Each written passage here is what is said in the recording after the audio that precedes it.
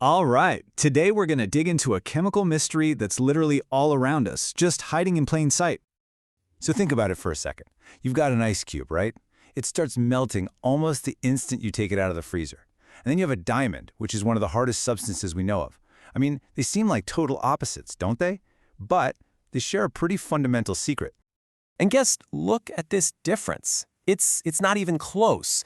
Ice melts at 0 degrees Celsius. A diamond? It won't even start to sweat until it hits over 3,500 degrees.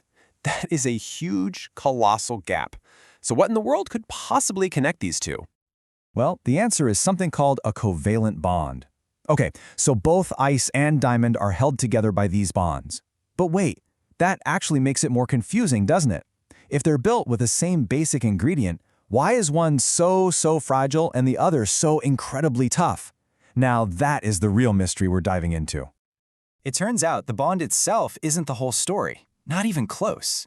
The real reason for this crazy difference lies in how those bonds are put together, the kind of structure they build. And there are two very different types we need to get our heads around. So here are the two blueprints, side by side. On the left, we've got simple molecular structures.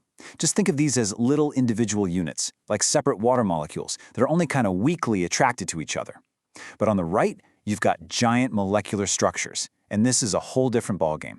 It's one massive, continuous network where all the atoms are locked together by strong covalent bonds. Okay, so let's tackle the first type to really understand what's happening. We're going to focus on these simple, weakly connected structures, like our melting ice cube. Now this is absolutely crucial. If you zoom way in on just one single water molecule, the H2O, the bonds holding those hydrogen and oxygen atoms together, they're super strong. These are those powerful covalent bonds we talked about. But here's the kicker. The forces that exist between one water molecule and its neighbor, well, those aren't covalent bonds at all. They're much weaker forces.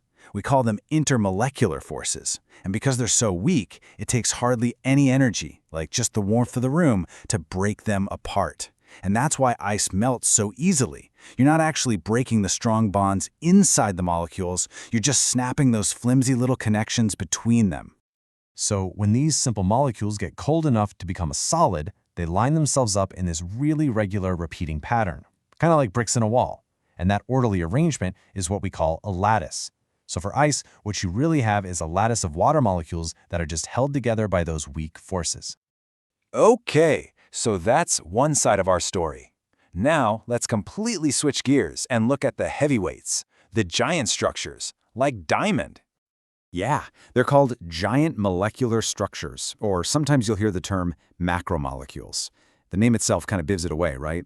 This isn't just a collection of little parts. The entire crystal is basically one single, gigantic molecule.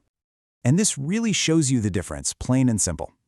In a diamond, there are no weak links, no flimsy intermolecular forces to worry about. Every single carbon atom is locked tightly to its neighbors by those powerful covalent bonds. So if you want to melt a diamond, you've got to break those incredibly strong bonds, and that takes an unbelievable amount of energy. So now we have the two key pieces of the puzzle: simple structures with their weak links and giant structures that have none. Let's put it all together and see how this finally solves the mystery we started with. And wow, the data just makes the pattern so clear. Look at the top. You've got the simple structures, ice, phosphorus, sulfur, all with super low melting points.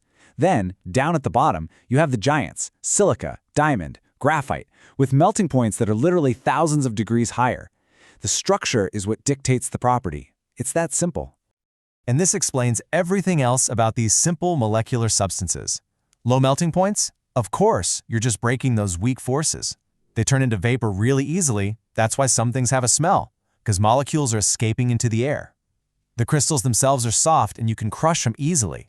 And they don't conduct electricity, because the molecules are neutral. There are no charged particles free to move around.